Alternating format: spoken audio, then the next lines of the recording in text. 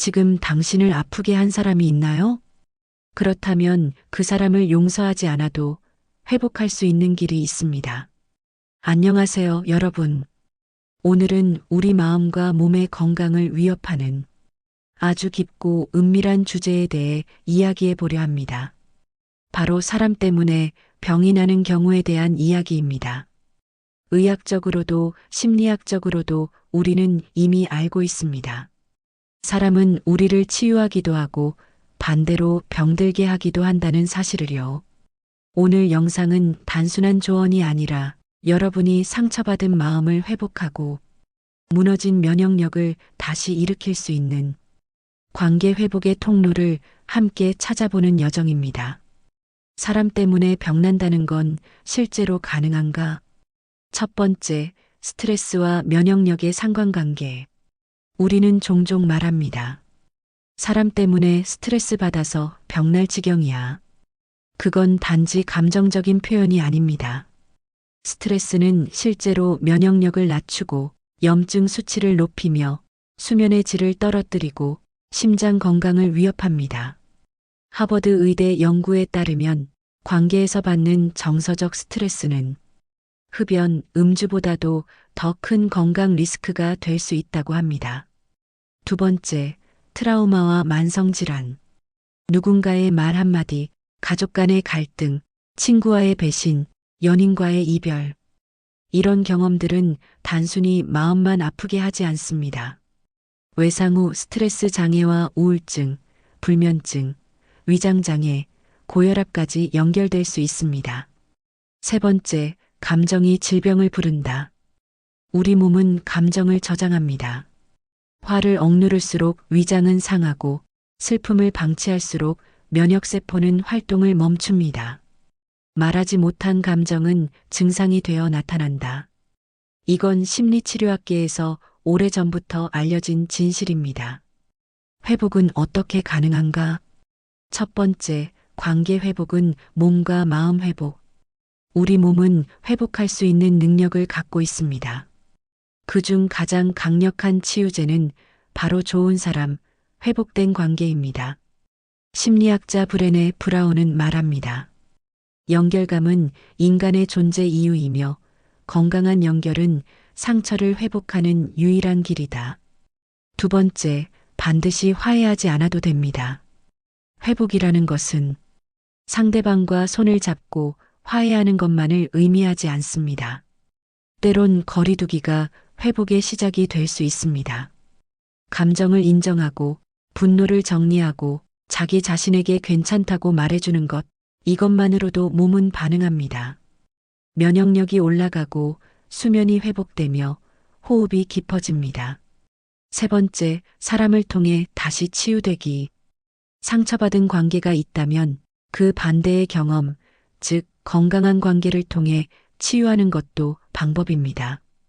따뜻한 친구 한 명, 진심으로 대화해주는 가족, 내 이야기를 들어주는 상담자.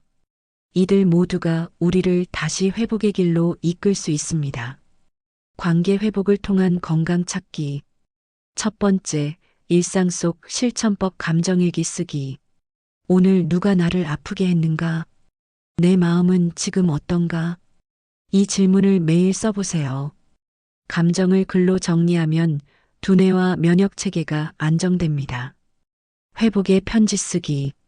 그 사람에게 보내지 않아도 좋습니다. 내 마음을 쓰는 것만으로도 치유가 시작됩니다.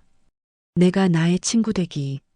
타인의 말보다 중요한 건 자기 자신에게 보내는 메시지입니다. 넌 잘하고 있어. 충분히 견디고 있어.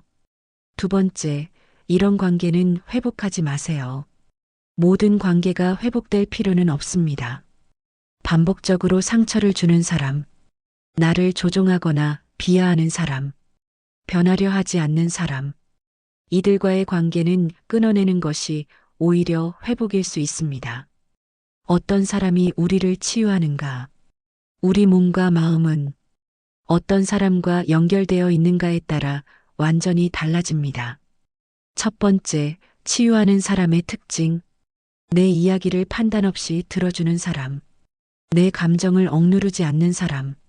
내 존재를 있는 그대로 인정해주는 사람. 심리학에서는 이런 사람을 감정적 안식처라고 부릅니다. 두 번째, 이런 사람 곁에 있어야 한다. 듣는 귀가 있는 사람. 나를 변하게 하려 하지 않는 사람. 나의 고요를 방해하지 않는 사람. 치유는 말이 아니라 존재로부터 옵니다. 관계 속 상처, 관계 속에서 치유하기. 첫 번째, 내면의 회복하기. 우리는 어린 시절 상처받았던 방식 그대로 성인 관계에서도 아픔을 반복합니다. 나는 왜 항상 버림받는 기분이 들까? 왜 가까워질수록 불안할까? 이럴 때 필요한 건 타인을 바꾸는 게 아니라 내 안의 작은 나를 다독이는 일입니다. 괜찮아. 너는 혼자가 아니야. 이제 내가 너를 지켜줄게. 이 말이 우리 몸의 자율신경계를 진정시키고 스트레스 호르몬인 코르티솔 분비를 줄여줍니다. 두 번째, 용서는 나를 위한 선택이다. 용서는 상대를 위한 것이 아니라 내 마음의 독을 해독하는 나만을 위한 선물입니다. 용서는 있는 게 아닙니다. 용서는 무조건 이해하는 것도 아닙니다. 용서는 나는 더 이상 너 때문에 아프지 않겠다는 자유선언입니다. 실제 사례, 사람 때문에 아팠던 이들의 회복 이야기. 사례 첫 번째, 가족 간의 단절을 극복한 60대 여성. 남편과의 오랜 냉전, 자식과의 단절로 마음의 병이 생겼지만 심리 상담을 받고 내 감정을 처음으로 인정하며 건강이 다시 회복되기 시작했어요. 그녀의 말처럼 마음이 풀리면 몸도 스르르 회복의 방향으로 나아갑니다. 사례 두 번째, 직장 상사로 인한 트라우마에서 벗어난 40대 남성. 10년 넘게 상사의 억압에 시달렸고 위장병과 불면증으로 고생했어요. 하지만 회사를 떠나고 상처를 준 사람과의 분리를 선택하자 처음으로 제대로 숨을 쉴 수 있었어요. 상처로부터의 거리두기는 생존입니다. 관계 회복을 위한 구체적 훈련법. 첫 번째, 정서 조절 근육 키우기. 관계를 회복하려면 먼저 내 감정을 다룰 수 있어야 합니다. 호흡 명상 하루 5분. 감정 정리 루틴 만들기. 나에게 하는 말 바꿔보세요. 난 왜 이 모양일까? 에서 지금 내가 힘든 이유는 충분해. 괜찮아. 두 번째, 경계 세우기 훈련. 나를 지키기 위해 거절은 반드시 필요합니다. 나는 지금 이 대화가 불편합니다. 오늘은 혼자 있고 싶습니다. 당신의 말은 저에게 상처가 됩니다. 경계를 세우면 죄책감이 밀려올 수 있지만 그건 건강해지고 있다는 신호입니다. 건강한 관계의 5가지 조건. 존중, 말투, 행동, 태도에서 느껴지는 기본 예의. 신뢰, 약속을 지키는 일상의 반복. 수용, 나를 바꾸려 들지 않고 있는 그대로 인정. 유머, 함께 웃을 수 있는 여유.